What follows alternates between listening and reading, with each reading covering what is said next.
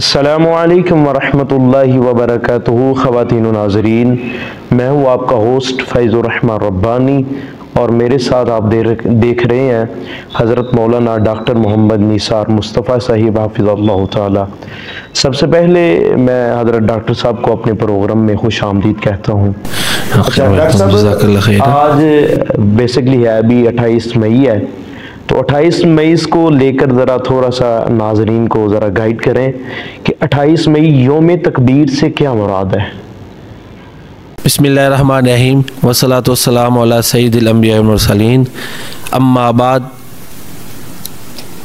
मैं कारी फैज़ुर रहमान रब्बानी साहब का ममनून हूँ कि वो इस्लाह रिसर्च फाउंडेशन के प्लेटफॉर्म से गाहे बगाहे मुझे जो है ना वो मौके देते हैं कि इल्मी कुछ बातें हो जाती हैं बाज़ दफ़ा दीन के हवाले से।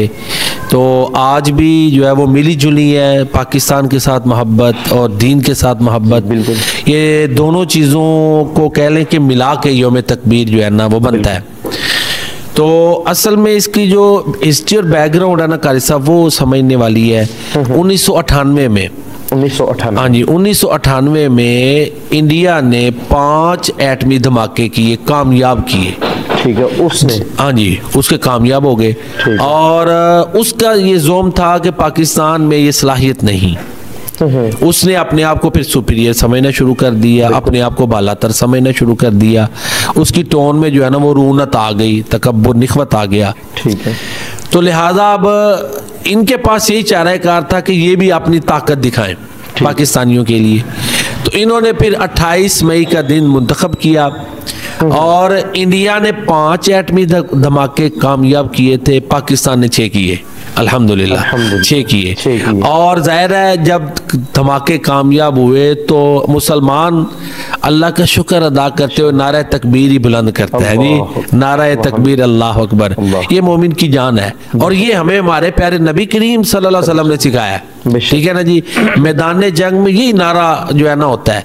तो लिहाजा इसी मुनासबत से तकबीर का माना होता है बड़ाई बयान करना, अल्लाह ताला की बड़ाई। तो यौम तकबीर अल्लाह की बड़ाई का दिन है कि वो अल्लाह जिसने इस मुल्क पाकिस्तान को एटमी ताकत बना दिया और इसको इज्जतें बख्शी, और वो इंडिया जिसने 5 धमाके किए थे वो समझता था सलाहियत नहीं, पाकिस्तान ने उसके बराबर नहीं बल्कि उससे बेहतर जो है ना एटमी मैदान में परफॉर्मेंस अदा की।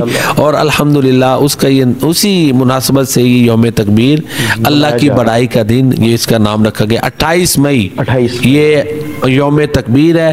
पाकिस्तान की तारीख में ये एक अहम तरीन दिन है अल्हम्दुलिल्लाह। डॉक्टर साहब, यौम तकबीर इसके लिए पाकिस्तान के लिए क्या अहमियत है?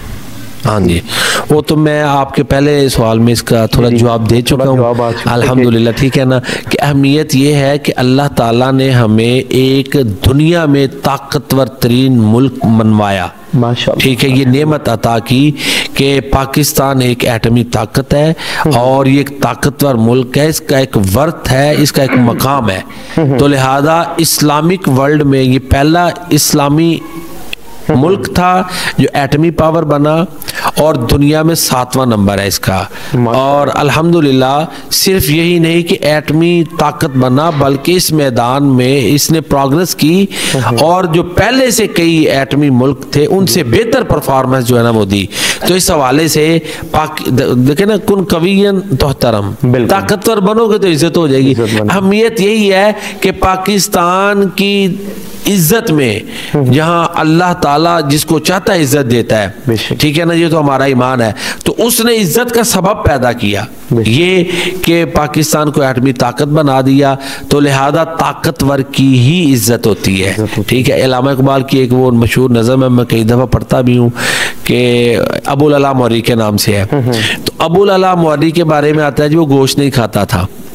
तो एक दोस्त ने कारी साहब इस तरह किया कि उसको तीतर का गोश्त भून के भेजा, उसको रोस्ट किया कि शायद उसकी वो खुशबुएं सूंघे तो उसका दिल करे।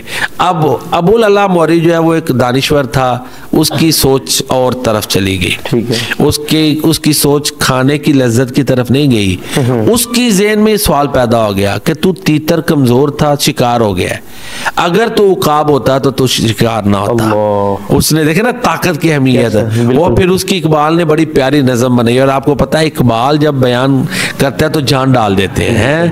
कहते हैं कभी गोश्त ना खाता था मुअर्री, फल फूल पे करता था हमेशा गुजर औकात। कमाल है, यानी सब्जियां खाता था, गोश्त नहीं खाता था। का अपने हाँ। एक दोस्त ने भुना हुआ तीतर उसे भेजा, शायद कि वो शातिर इस तरकीब से हो मात।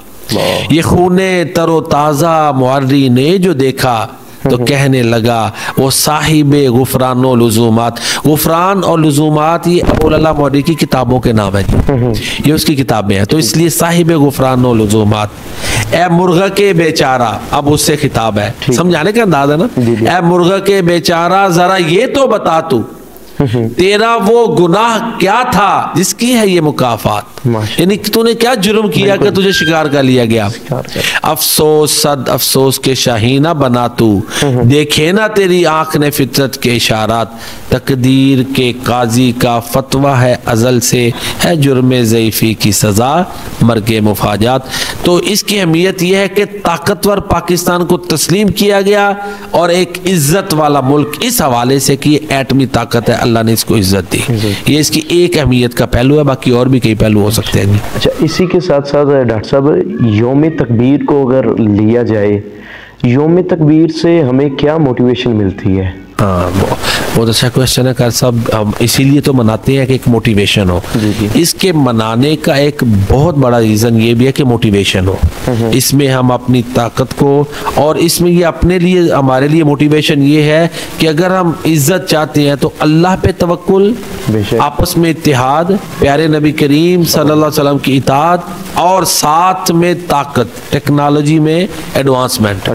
ठीक है जी, जैसे कि ये पिछले दिनों ऑपरेशन ये हुआ है बुनियान मरसूस, इंडिया ने वो सिंदूर ऑपरेशन किया, पाकिस्तान ने बुनियान मरसूस उसके जवाब में कामयाब तरीन ऑपरेशन किया।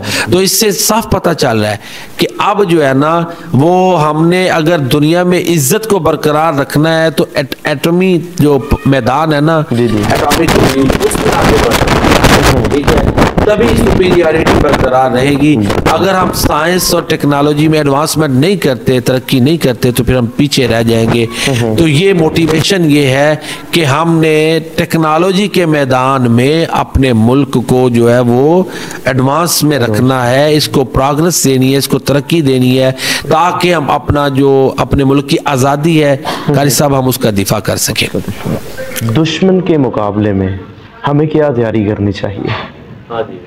इन दोनों के बैन जो सही और दुरुस्त सोच है वो ये है कि हमने अल्लाह से मदद भी मांगनी है, जिक्र भी करना है, और साथ ही साथ मादी ज़राए को भी लेकर चलना है। आसान अल्फाज में यह है कि हमने साइंस और टेक्नोलॉजी में भी आगे बढ़ना है, और अल्लाह का जो दामन है, दर है, उसको भी नहीं छोड़ना, अल्लाह के दर को नहीं छोड़ना। हमने एतमाद अल्लाह पे करना है। कुरान करीम में अल्लाह ताला फरमाते हैं कि या अय्युहल्लज़ीना आमनू इज़ा लक़ीतुम फ़िअतन फ़स्बुतू वज़कुरुल्लाह कसीरन लअल्लकुम तुफ़्लिहून। ऐ ईमान वालो, जब तुम्हारा दुश्मन के साथ सामना हो जाए तो फिर तुमने साबित कदम रहना है और अल्लाह को ज्यादा याद करना है ताकि तुम कामयाब हो जाओ। तो लिहाजा सिर्फ जिस तरह के पिछले दिनों ट्रेंड बना हुआ था जी, गजा में जुल्म हो रहा है तो आप इतनी मरतबा ये सूरत पढ़ के भेज दें, इतनी दफा ये सूरत पढ़े, भाई प्रैक्टिकली भी करना पड़ता है। खाली जो है ना सूरतें उधर काम नहीं करेंगी। अगर खाली दुआओं सूरतों से काम चलता तो प्यारे नबी सल्लल्लाहु अलैहि वसल्लम के दंदान मुबारक उहद में शहीद ना होते। 27 गज़वात में प्यारे नबी करीम सल्लल्लाहु अलैहि वसल्लम ने खुद शिरकत की है।